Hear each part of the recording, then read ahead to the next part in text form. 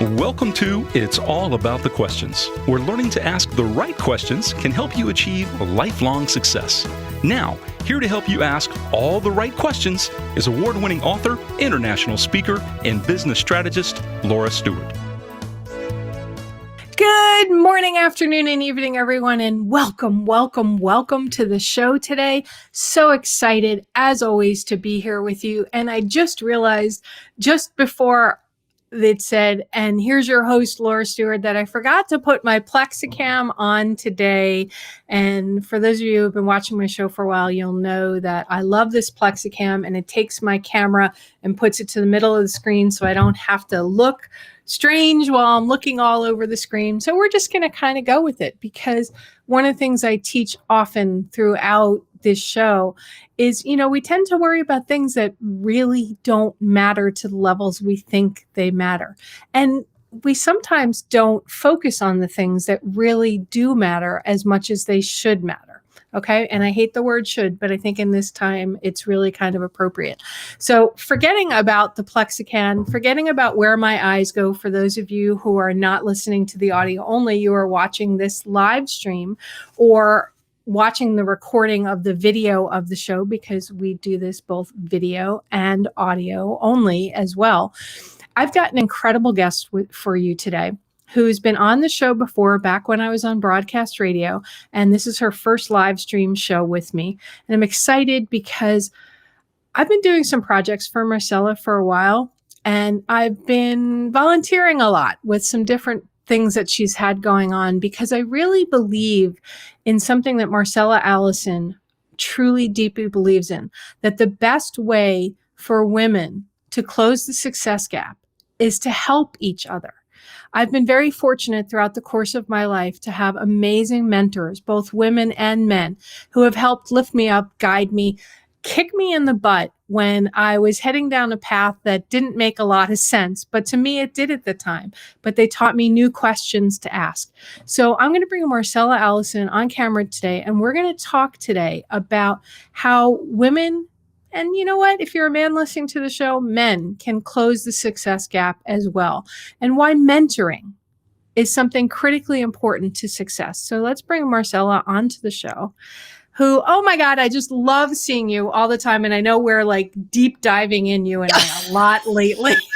I know. I think I see you more than my husband lately. It's been crazy. It's been crazy. Oh, man. One of the things I love about working with you, Marcella, is I feel like it's a massive lesson in something you're really great at, which is copy, right? Because you're one of the world's top copywriters, designing copy that sells things all the time. But then you've taught me this idea that copy is important, but the feelings behind the copy are even more important. And that oftentimes we feel that things that we do have to be perfect. Right. But what is perfect? Right? I'm doing this project where with you, where we're creating this new community for all of the members to use. And you keep going, Laura, I know you have this idea of perfection. And I laugh because I've so curtailed my ideas of perfection around this, but yet you keep saying perfection's not important. I'm like, okay, so how does that differ from person to person?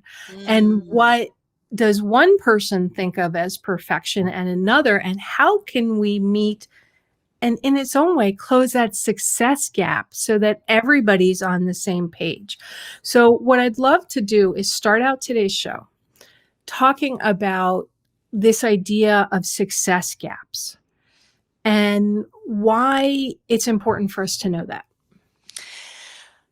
It's really interesting. So as we were preparing for the Closing the Success Gap event, I've been interviewing all of these amazing women on each of these gaps. And I had an amazing interview with Laurel Ann Stark. She's the founder of Resurgo. They're building a mental health app for female entrepreneurs, one of the first to kind of check in on all the things. And the idea that she brought up to me that made so much sense to me is that we have to give up the idea that it's a level playing field.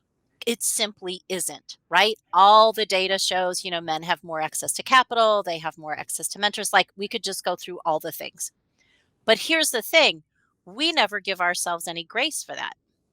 We actually say, and she and I were laughing on the call, I said, it's almost as if both of us are starting out to climb Mount Everest, but someone has a pack and the oxygen and whatever the fancy tent is and the sleeping bag, and the other one's barefoot with a peanut butter and jelly sandwich, right, in a knapsack. And yet we feel like we should hit the end goal at the same time. And what she looked at is the disproportionate burden of women in society. So the amount of times that we are assaulted, whether it's just a smack on the ass or living with a partner where your very health and safety is in danger, right? She looks Or at your breasts groped in an elevator at a Las Vegas right, event, which happened to me by somebody I knew. right, and the data shows it's far more prevalent than we even thought, right? Because of the not reporting. So she's like, and yet we don't give ourselves grace for that. And we don't give ourselves grace for the fact that the pay gap from the moment we start working means we are always behind, or the valuation gap if you run a company where you're looking for angel or investing. So long story short, what she said is the challenge is we want to hold ourselves to the same standard. So what she asked women to do, and I thought this was brilliant, she has a list of all the, you might call them co-occurring conditions, to use medical language. She's like, I want you to look at that list and I want you to tell me how many boxes you checked. And then let's talk about why we're not crossing the finish line at the same time. So, there's really two ways to address it. One is on a personal level. What can we change about how we are doing things? Like your great example of, okay, no perfectionism's getting in my way. Me too, right? Like me too. This is something I'm working on. Here's where I'm noticing. Here's what I'm changing. But then we also have to be making systemic changes, right? How can we, as women or anyone who identifies as female, how can we come together to move forward an agenda, whether that's fighting for equal pay or making sure we all have access to great mental health care, or pushing back hard on the venture capital industry to make standards for how much they're going to invest in female founders. I mean, there's all kinds of things we can do. When we have those conversations, when we put it in context, right, then that success gap becomes not something we punish ourselves with, right? Like, don't use it to say, why haven't I? Instead, we look at that to say, okay, what are the hurdles? What are the challenges? Which ones could I address personally? Which ones do I need other women around me to address? Which ones do we have to fight to get society to address? But if we don't talk about them, then we carry this idea around that we should be able to achieve at the same level despite I call it the Hunger Game version of female entrepreneurship, because that's how crazy these hurdles are. It's like a common language, a common statistic or whatever, not really statistic, that's the wrong word. But if businesses created a commonality for it, is what I'm hearing you say, that it could make a major difference in the way everything is perceived and how things are allocated. I have a lot of friends in the angel investing world, okay, especially in the tech, because we know I'm a geek and I know the tech world really well. And one of the things that they say to me is it really that women aren't getting the funding? Or is it that when you look at the percentages of the number of women pitching to get funding, it's still so much significantly smaller that the language we're using to do the math doesn't skew right? And she's like, we need to look at all those different pieces to say, if only 10 women for every 1,000 men, then is the problem that the women aren't getting the funding, or that in the grand scheme, there's not as many women? So how do we fix it and make it so that more women pitch? And I don't know the answer to that. And it's a complicated conversation. And the more I've done the reading, the more I've come to appreciate, which I love about your show, right? The nuanced questions, right? So there are some women that vehemently will argue this is not a pipeline problem. Women are starting businesses in record numbers. If you talk to the women in the trenches who are looking for financing, they will say, compared to a man, I'm getting shut, even when they can check all the boxes. So someone like Jenny Thompson with a tech startup, Safety Pin Technologies, successfully ran and grew multi-million-dollar companies, has like everything that you could check that a VC would want to see, and yet not getting traction, right? And she, of course, has many stories that go along with that. So Right.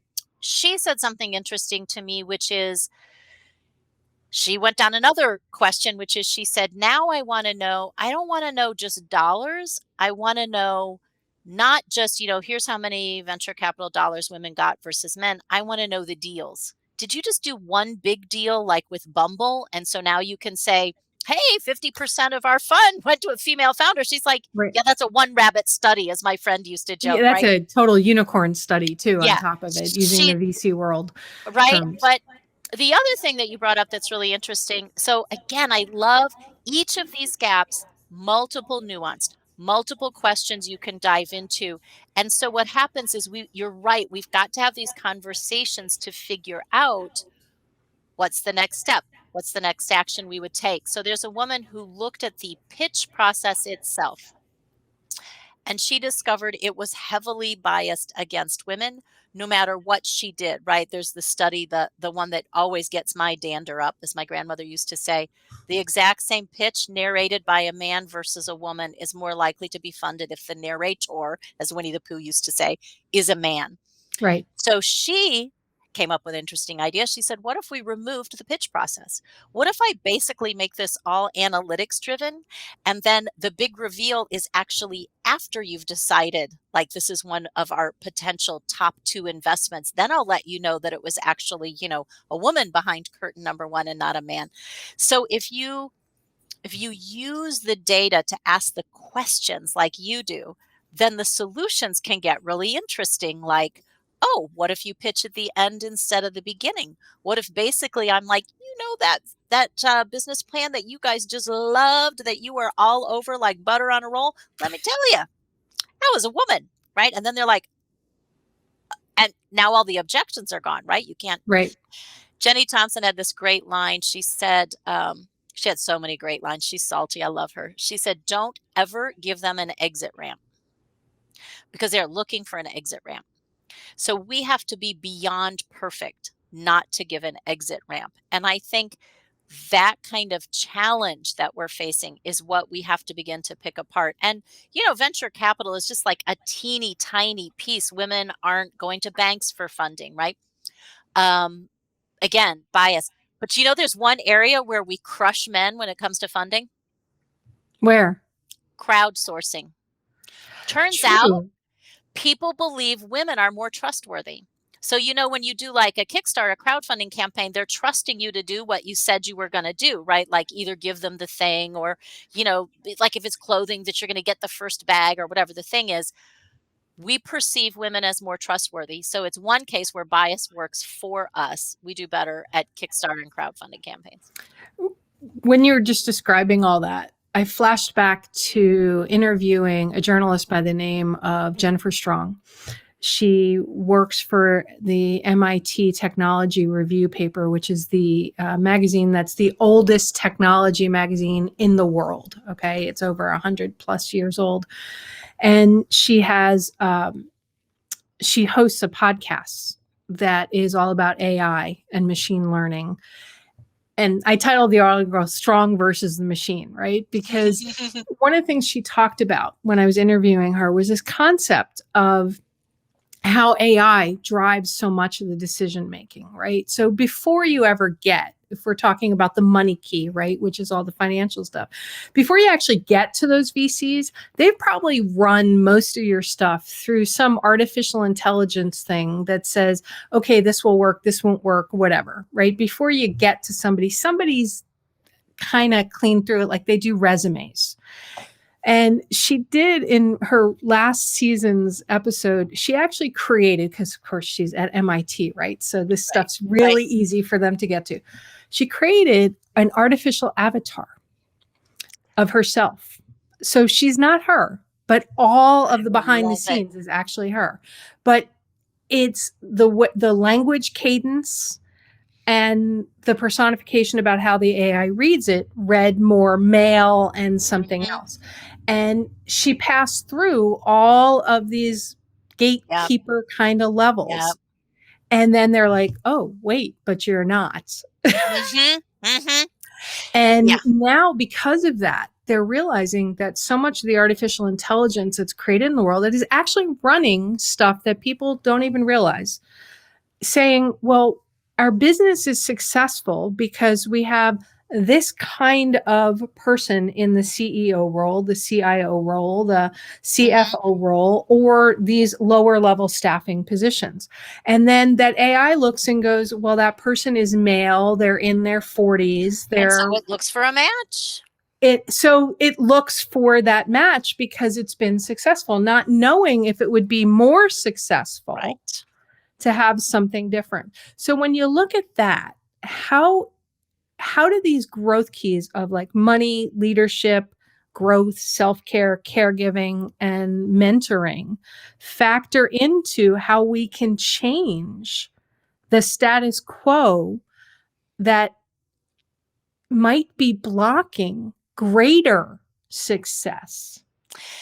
You know, it's a deep and wide question both, right? One of the things that that I found interesting is we are collecting more and more data now on female founded companies. So it's a whole nother issue how we've never split the data by gender, by race, like often the data is all together. So in order to look at bias, right, we got to separate some of the data. So they're starting to look at data between female founders and male founders. And they're finding interesting things like, oh, they have better revenues in some studies. In other studies, they have a better return on investment, right? In other studies, they have better employee retention if they have more diverse leaders, right? They have more employee happiness, right? Like all these factors. So part of it is they're like, you know what? Maybe we just appeal to the fact, and I brought this up the other day. I said, you know, if you are in the role of a VC or a bank, you have a fiduciary duty, right? You have to sign, like if you sit on a board, and Laura, I know you sit on boards also, you literally have to sign that you have a fiduciary duty to act responsibly, to manage with an idea towards the outcome. So if I can present you, in theory, right, with enough data about the better performing, right, numbers on a female founded company, then you're actually violating your fiduciary duty if you are not investing in them, which then opens the door. You could either go after them legally, you could just sort of point out, hey, if you want to improve your return on investment. So it's a win-win argument at that point, right? Because I think sometimes I see a lot of bias expressed as this idea that, oh, we have to give them a chance, but that will hurt our overall numbers. If we invest in more female founders, then our returns will go down, or whatever that version is of allowing diversity, right? So the more data I think that we throw at them, that's one way to do it, right? I think when I think about, again, I come back to what we said at the beginning. When you look at these systemic issues, you have to know what you're up against. Again, Jenny Thompson had a great thing. When she mentors people, she's like, I want you, when you walk into that venture capital pitch, to know what you're up against. I'm going to be blunt. I'm going to tell you what it's going to look like. I'm going to tell you, right? You know, like, be prepared. Know what the biases are, know what the hurdles are, so that you know what you're up against. Then I think the other thing is pull your own resources. Okay, knowing that, what do you need to do? And then also, where you can, going into communities with other women who know what this is like, who can help you, right, by mentoring you across that gap. Because we share information just like the old boys do, right? We share it with each other. We talk about what works and what doesn't. We talk about our experiences, and that helps another woman in the same situation to succeed. One of my good friends who I recently introduced you to on LinkedIn, Janet Shine, she's in the tech world. She helps support what we call the channel. So the vendors to the people that resell all their products.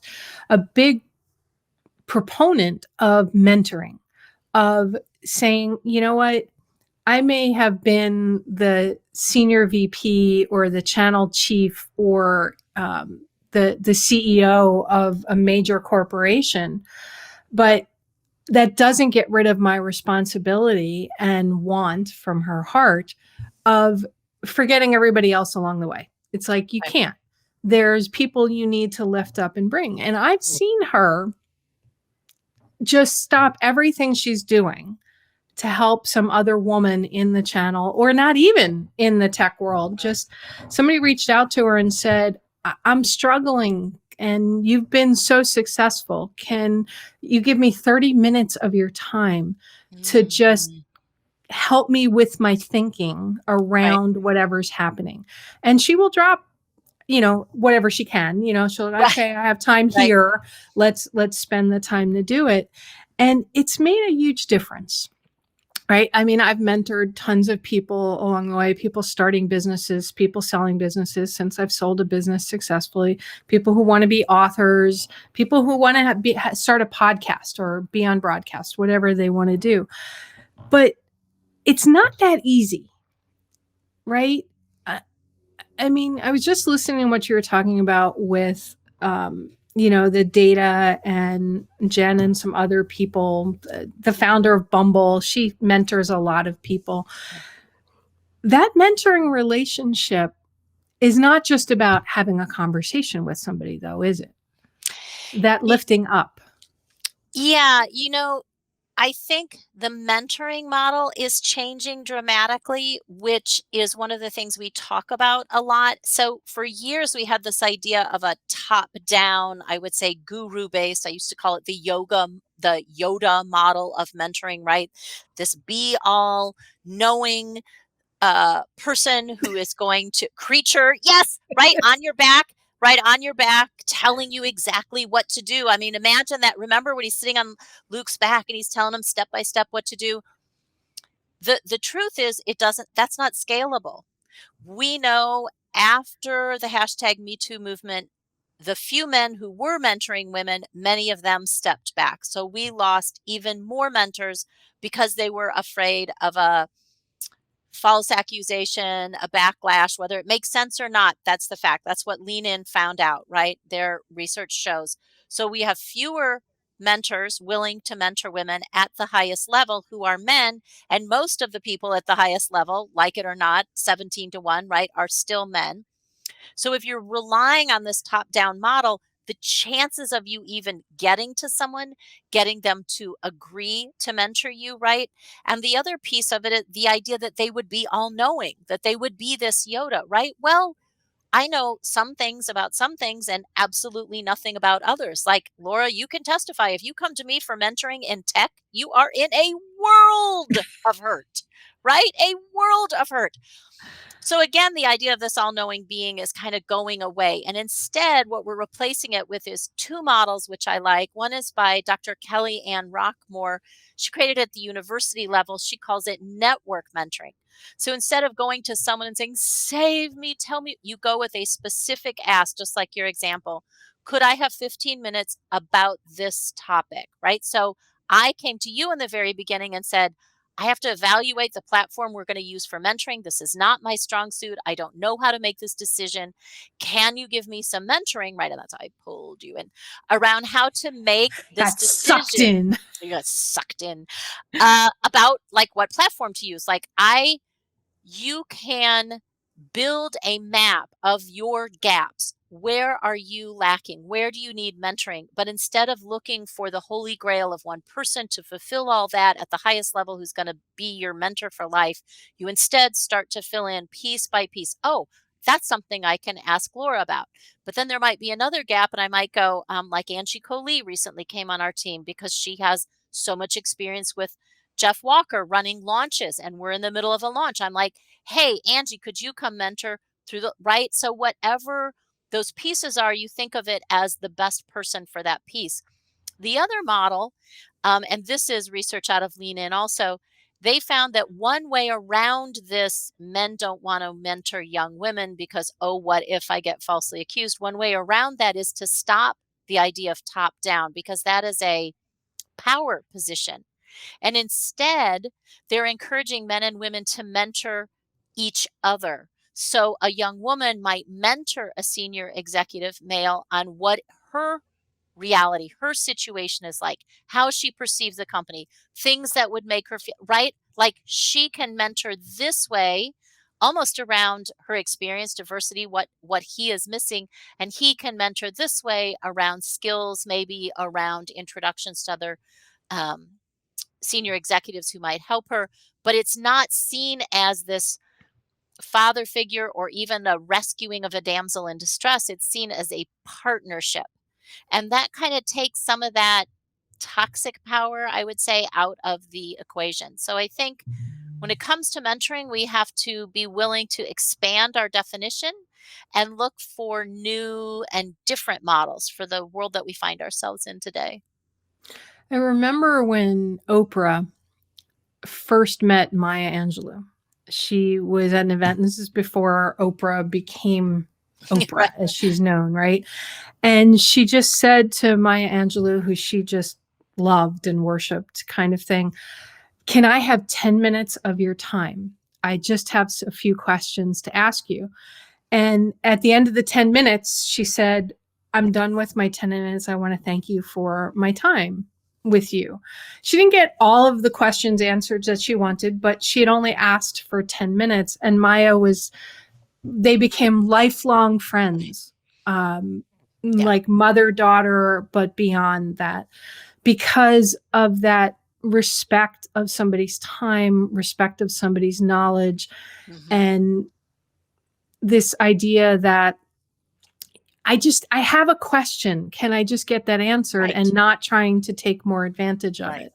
Right. And sometimes, that 10 minutes is it and it's done. I've interviewed some crazy level people who I went, wow, I never want to talk to that person again. I've had the honor of being asked to interview people live on stages in front of thousands of people. And I watch a person behind the stage, and then I watch them when all of a sudden they're on stage, and the way they treated me backstage and front stage when I was doing them a massive favor by doing something. It's like, okay, where is the authenticity in the person? So is important. This somebody that we need to continue to keep in that role? So when somebody's finding a mentor, right, you're thinking, this is the person I need, because their persona in the world, their perception in the world is that they are the person you want to talk to. Right. The guru. Like in the case of Oprah and Maya Angelou, they were really authentic human beings in the world. I've never met Oprah, but I know people who have worked with her and said she is the same back of the room as she in front of the room.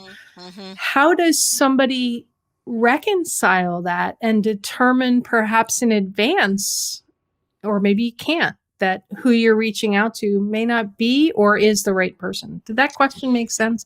Because I think it's really critical to the conversation. It made me think of a couple things. So two things, I'll try to remember them both. So the first is, I think the best example I see of co-mentoring that works with such graciousness around finding, leaving, choosing the right person comes from the 12-step community. So in the 12-step community, the word is sponsor, and you will request someone to be your sponsor. It's an ask. And just step back for people that may not be familiar with the 12-step. That's like Alcoholics Anonymous, Al-Anon, Narcotics Anonymous, those kind of programs. Overeaters, any kind of, of the 12-step community. And what's amazing about that community, I'm being very careful because we also have we don't promote, right? So I'm being careful in my language. But what is fascinating about that community to me is that it is a long-standing tradition, right? It's been very successful, across the globe. So the idea is you ask someone, right? You see them being authentic, doing work in a way you want what they want. That's what attracts you to them. You ask them, but there is an understanding up front. They may say no. They may say, I'm sorry, I don't have time right now. They may say, I don't feel like that it's acceptable to say no, and that then you would move on and ask someone else. The Right. other standing they have is it's acceptable to decide at a certain point that kind of you've gotten what you needed from that person, and that there's this other thing coming up and you might want someone else now. A friend of mine has a son in recovery. And so when he started out, he had a sponsor who he really loved. They got along great, but that sponsor had no children. And at a certain point, he was like, all my conversations were kind of about what was going on with my son. And I was feeling like I needed someone with some lived experience with a child in this situation, even though they might have experience with a spouse. There were just enough differences. And they bring it up, they talk about it. Yeah, I think maybe you need to find a different Right. sponsor. It is so gracious in the offer, in the ask, in the shifting. And I think that's the model that I aspire to, right? That you could say to a woman, would you have some time? I would love some mentoring around this. I want what you have, right? I see what you've got. I'd like to emulate that. And that woman could graciously say yes or no based on her time. And that then you could hear that, right? And then recognize that's not the only person, and then move on and find someone else. The idea of asking someone to mentor you is this point of vulnerability, because it starts by you saying, I don't know the things. I don't know this thing. And I can see that it's a gap, right? Because you got to see the gap. So you start by seeing the gap, knowing you need some help with that gap, and then being willing to ask another woman to share her advice with you about that gap. And that's a vulnerable place to be in. And what you have to do next is when she does say yes, you have to listen. And this can be a challenge for all of us, because it's one thing to see that you've got a shortfall in some areas, but it is really hard on your ego, speaking from my own experience, when someone goes, yeah, you got an issue here. Let me talk to you about it. And you're going to want to go, but not really, right? Like you're going to want to defend yourself, right? And you got to remember, I asked them to mentor me for a reason. I need to listen because clearly they're doing this thing better than I am. So I'm guessing they have learned something, maybe not about everything, but about this thing that I need to know. They know more than I do. And I need to just be quiet and ask. I love that. So did you cover the two things? I can't remember what the other one was. It'll come back around to me. It'll come back around to me. But I truly, they say sponsoring, not mentoring, but I have learned there is so much grace in that model, and it's a co-mentoring model from the beginning. It's been a co-mentor. There are no professionals there, right? Everything is co-mentoring in that community, and it's very powerful. And I think we could all practice some of those rules. Oh, I thought of what I was going to say. Yay! Okay. So the other thing is, and this comes from my good mentor and friend, Mary Pierce Brosmer. She's the founder of Women Writing for a Change, a women writing community in Cincinnati. She talks about the container. So too often we don't have that conversation before we begin in a mentoring relationship. And our friend Ravi Gundlapalli at Mentor Cloud has been really good about pointing out you must have the conversation first. So there's the work, and then there's the container in which the work happens. So in this instance, the work is the mentoring, and the container is the ways in which we're going to do the mentoring. And it can be as simple as, okay, we're going to meet every Thursday for half an hour for 1 month to work on this topic. And we both agree that that's how this is going to go. Now, the other part of it could be the how it will happen. So to go back to the 12-step community, we have a rule. There's no prescribing. So I wouldn't say, Laura, if you want to get better at hang gliding, you know what you really need to do, right? Instead, I say, and I've never gone hang gliding in my life, but just imagine I have. I would say, so Laura, when I decided to jump off the cliff and go hang gliding, I realized it was really important that the safety harness was on. Like, whatever that is, right? And then I'm going to tell you like my story, like, because when I forgot it one time, I ended up in the rose bushes. It didn't end well. And you're going to take what you like and leave the rest. Right. Because no matter how well I know you, how close of a friendship we have, how much we have shared, you are still the curator of your experience. So you get to choose what you take on board and what you don't, with the caveat that if you came to me to ask for advice on this thing that I do, you have to be open, right? Open to hearing maybe what worked for me, even if it doesn't seem like something you would do or the way you would do it, because again, you asked that mentor because you saw the gap. You saw the gap. And I think one of the best ways to mentor is to stay in our own lived experience. So to begin with, I cannot tell you what to do, but let me tell you what I did when I found myself in a similar situation. And then they just listen to your story and they can take what they like and leave the rest. That's a really interesting way of looking at it. It made me think of an example recently. I've successfully published a book, hit all the top lists for years, and I've been called a book whisperer by a bunch of people in the industry because I can look at a manuscript and go, make some corrections here, Right. consider this thought process. And, a lot of those books have become really big books. So some friends always want me to kind of look at their manuscripts. And this one person said, I'd really love it if you'd look at this manuscript. And I always say to them, are you wanting me to look at your manuscript because you want me to give you an endorsement? Because I get that a lot. Right. Or are you wanting me to look at it for proofing, like copy, find a mistake in it? Or do you want my honest opinion on the book, the topic, how it reads and everything? And this particular person was like, no, I want your really honest opinion. Well, I gave it in language that, like you just said, here's from my perspective and my experience of what I've seen. And she hated what I said because the book was a really, really negative book. And she said, well, other people really liked it and they can relate to it. I said, well, they could relate to it because you basically were just spewing everything that was horrible, but you never took them out of that.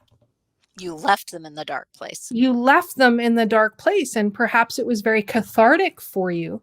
But if you want this to be a very successful book for a long time, I recommend that you talk about who you became as a result of that and what came out of that place for you and this other relationship. Well, she keeps sending me emails saying, well, no. And I'm like, why did you ask me in the first place? Which is why I asked the question before this relationship and this thing started of what are you looking for me to talk to you about? Because then I make a decision, do I or don't I? And hey, Belinda Weaver, who's watching us live right now. Belinda. Another great mentor in the Mentoress Collective, along with Laura. I am really lucky to have such amazing mentoresses with me. So as you were saying, it's really important to define what that relationship is from both sides. Do you want me to be honest, or do you want me to just sort of lift you up? Because it's a different kind of conversation. For either one. That is such a good point, Laura. So another rule that Mary used to give, and this applied to writing, which made me think of it. So in Women Writing for Change, Mary Pierce Brosmer used to have some other rules, which I loved. One was you can invite feedback like your friend did with you, right? Hey, would you do this? And she required that you framed it in the same way. Here's how I want you to give me feedback. And there were as many choices as you wanted. You could say, I just want you to write down the feelings you have as you're reading it. This is a great copywriting tip, right? just write the feelings in the margins as you notice them, right? It could be anything you want. It could be, I don't know, what food do you think of when you read this piece? So anyway, you could ask for any feedback you wanted, and you could always change your mind.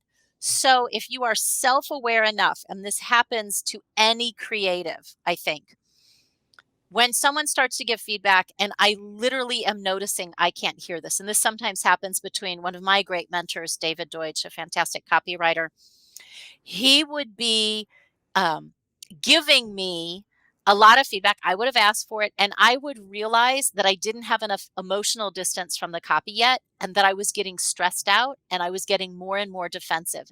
And I have literally stopped him mid-sentence and said, David, wait.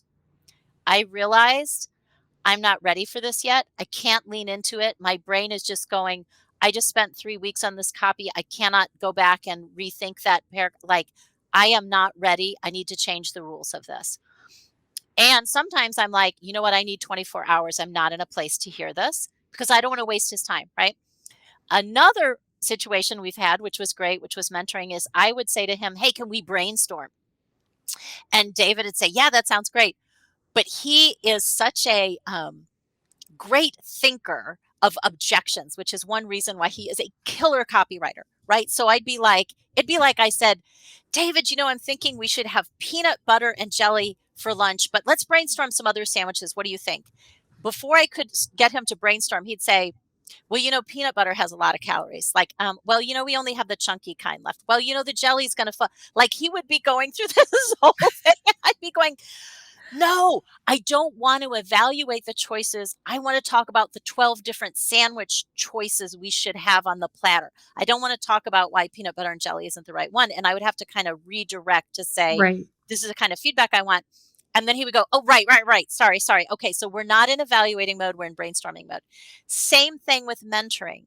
You can say, here's how I want feedback. You can realize you're not ready for that conversation yet. Another great mentor in the Mentoress Collective, Monica Day, taught me something I use a lot with my mentees. When you get close to that tender point where you're going to have to address something, and you know that person, you can sense they're feeling a little bit of resistance, you can say, I'm sensing some resistance around talking about this. Do you want to lean into this? Or would you rather take a break and we can come back to it later? Or you can choose not to come back to it at all. In other words, you can say stop. Like, I'm not ready to talk more about this right now. Or I'm not ready to dig into this. I thought I was, but I'm not. And again, you are taking responsibility for your own experience. And if you choose to say yes, then it's forcing you to commit, yes, I'm ready for this. I want to listen, right? So, those have helped me a lot set the boundaries in the container and then even change them when you're in the relationship, right? I mean, it's a relationship. It's not going to be the same on day 12 as it was on day 1. It's just not. And Angie Coley jumped in during that conversation we're having, say that she loved the conversation around, clarifying, asking for feedback with her clients. She found that's worked really, really successfully.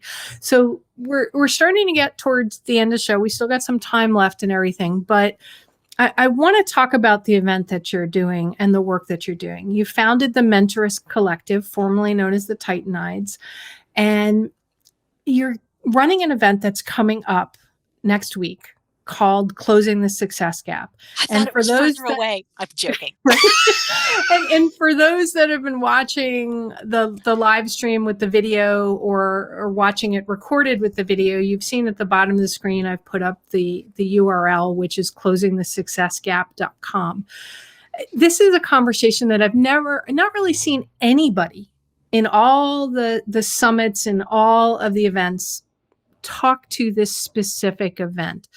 Tell us about the event and how people can join. And it's completely free. Yep, it's a generosity from all of us and all of our presenters. It's a generosity. Okay. Because, as we talked about earlier on the conversation, women want to pay it forward to other women by sharing their wisdom, their mentoring, opening the doors. And so I really do feel blessed to be the vehicle to allow them to pay it forward, right? I mean, nobody said no. Nobody said no. I just reached out. I reached out to people I didn't even know through like third-degree connections to say, hey, I've seen this thing you're doing. I think it can really help with this gap. Would you mind? Nicola Corzine, the founder of the NASDAQ Entrepreneurial Center, through our friend Yasmin, said, oh, of course I would love to come talk about what I think that we can do. So what I tried to do is something that I do in the Mentoress Collective all the time. I tried to combine what I know as my lived experience with the research, right? Both on what are the gaps and what is some of the same things we talked about in the venture capital conversation earlier. What will help us move forward? So this event started with a meltdown of my own of saying, I don't know what I'm doing. I think I just have to throw in the towel. I don't think I can get to the next level in my business, like the tissues under the blanket, in the bed, all the things. And then it was a tsunami of responses from other female entrepreneurs saying, I felt like that my first 3 years. Oh my God, I'm in that place right now. I know just how you feel. I feel like that every other Thursday, right? Followed by a woman who said to me, Mary Pierce Brosmer, who said, Marcella, you forget the context in which you are trying to do this. You are not recognizing the hurdles or the barriers that women face. It's that conversation I had with Laurel Ann Stark. You are measuring yourself by the same yardstick, and you are in entirely different fields, right? You aren't even on the same field. Right. That's what sent me to the research to say, what are these hurdles? Because if I don't know what I'm facing, it's naive to go in and, to go in unprepared. Then once I saw the research, the next step would say, okay, what are the women already working on this? Because again, I'm not about competition. I'm about cooperation. And I believe there are as many seats at this table as chairs that we want to pull up. So that means inviting all these other women and experts to speak does not diminish my expertise. And in fact, my expertise is in bringing these experts together and then getting a coalition that can help sponsor and lift other women up. So that's really what I wanted at this event. I wanted to know who's working on these gaps, who is addressing these issues. So, Laurel Ann Stark is building an app to deal with the co-occurring mental health and other issues for female founders. Jenny Thompson is coaching women on how to walk into a venture capital meeting and not be eaten by sharks, pun intended, right? We've got Belinda is speaking, right, and talking about her lived experience as someone who has to learn how to balance, I hate that word, right, but how to find a way to put herself first, to take care of herself, right, in order to be able to take care of her business, to grow her business, and stop doing all the things, right, for everyone in Right. her family, right? And her talk is amazing. Oh my God, I love it. It's funny, it's real.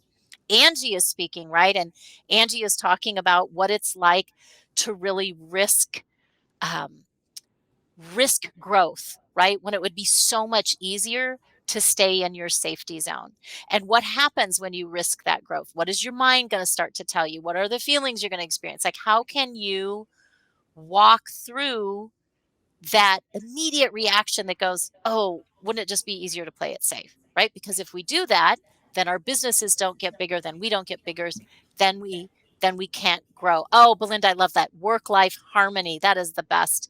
And then, of Right. course, Laura, you're sharing what I think is a fabulous lesson about what happens when you're trying to grow, to sell, to move your business forward, and you're going to hit a hurdle like we all hit. And it was a pretty epic hurdle, right? But if you can get out of your own way and ask for help, something else that we really struggle with as women, right? Then, right, you can get past that block. Too often, we turn back because we think we're alone. We don't ask for help. We don't want to take the risk. We're too busy doing all the things for everyone else but ourselves, and we turn back. And if we keep turning back, then we are never going to close the success gap in any kind of numbers between the number of businesses started and sustained by men versus women.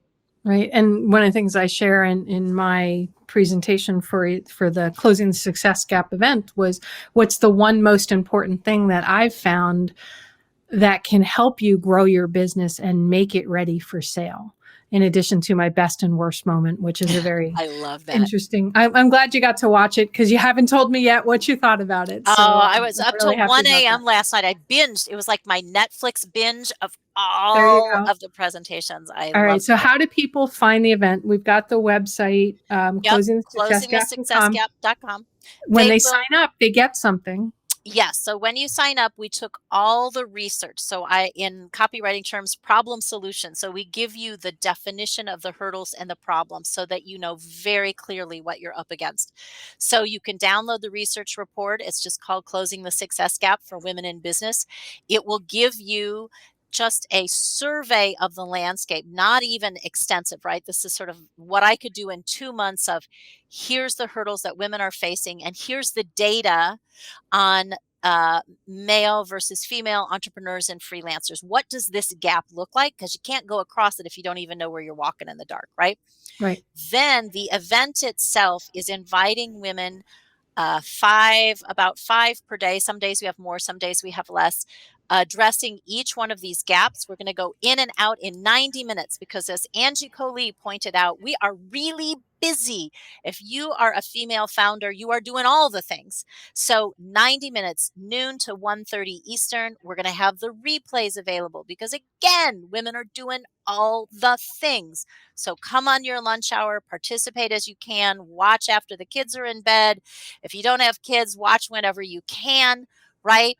We're going to share the solutions. So, and these are all female speakers who understand these gaps, who are actively building, working, coaching, mentoring across these gaps. Because, as I say all the time, we all rise together. These gaps are too big for any one of us to get across, right? We got to build a bridge of women to get across these. Dates for the event? Starts on October 28th, runs all the way through November 1st. And each day will be streaming live, and we will also have replays available. And again, if you just go to closingthesuccessgap.com, that's the page where you're going to get all the goodies all the way through. So go there, get your report, kind of get a feel for the landscape, and then get ready for some amazing solutions from some really great women like the three we have here, and many of the others we've mentioned on the call. You know, Laurel Ann Stark, the head of the NASDAQ Entrepreneurial Center, Nicola Corzine, Jenny Thompson, founder of Safety Pin Technologies. I mean, I could go on and on. We've got some, Dr. Camille Wardrop, who is one of the top women at NASA. Oh my God, her story is amazing, amazing. It gets chills. Just watching them gives me chills. I'm just so excited for it all to come And together. it's real true sharing. People are sharing from their heart and their soul on all of this. And the 90 minutes that you'll participate in, everybody who's watching, it's not selling anything. It's Nope. just information transfer.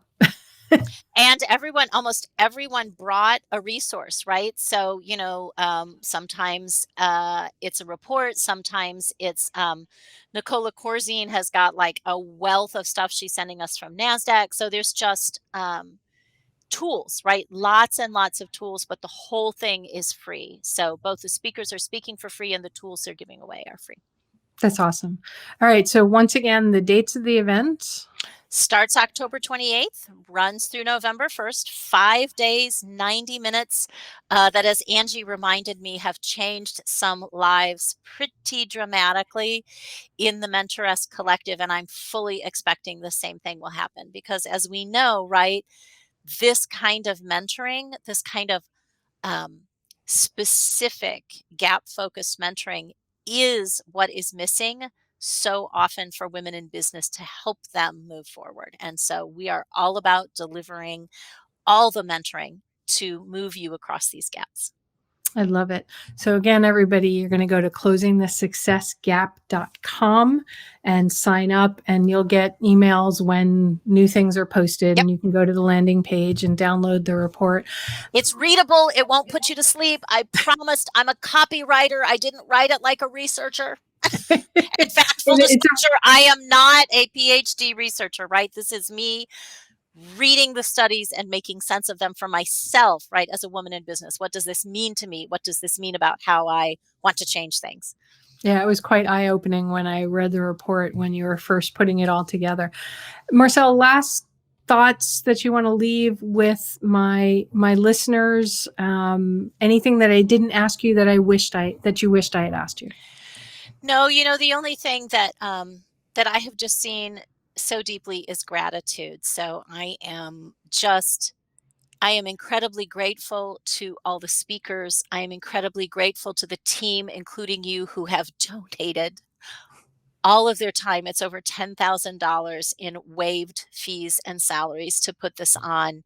To the sponsors, to the women who've given $10, to the women who've given $10,000. I mean, literally, this is a grassroots movement, as Angie was saying yesterday. This is when I had that meltdown and I said, I don't think I can do that. I can't do this, right? I can't do this anymore.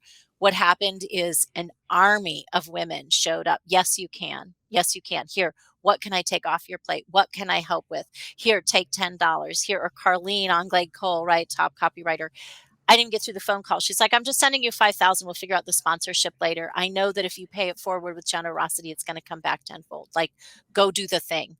And so for me, it has been the greatest challenge of my life to stand in this much generosity and just say, it's not about me.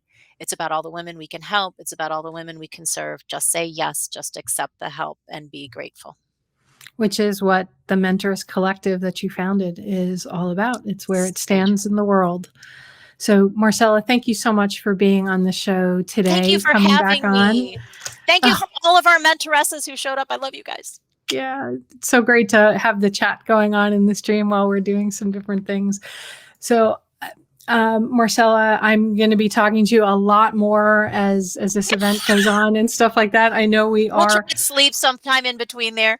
Angie's going to require us to sleep. Belinda's going to remind us we have to sleep, right? Right, exactly. Oh my God, I love it. And for those who've watched the show for a while, you know that I've had both Belinda and Angie on my show.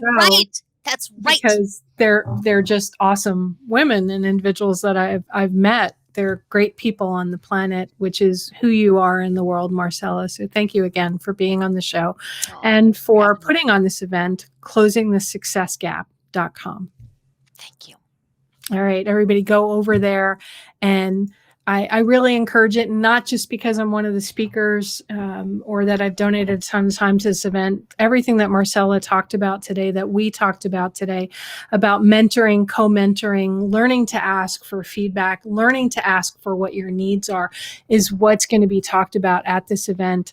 But if you take nothing else away from today's conversation, it's this idea that we need to have the data, but then we also need to understand how to interpret that information and how it applies to us. I hope you come to the event, Closing the Success Gap, and that you learn something from it. And I would love for you to share on social media or email me directly at laura@laurastewart.com your thoughts, your ideas of what you learned from today's episode. If you've had a great mentor, somebody that's helped you along the way, post on social underneath this video. That's everywhere I have social. And if you're listening on podcast, go find the show. It's all about the questions on social and tag us. Let us know your thoughts, because mentors have made a massive difference in my life throughout my career and my personal life as well. At the end of the day, the right questions can change your life. So what are you asking today? Have a great day, everyone. You've been listening to It's All About the Questions, starring Laura Stewart. Connect with Laura at it'sallaboutthequestions.com and download a free workbook that will help you ask better questions starting today.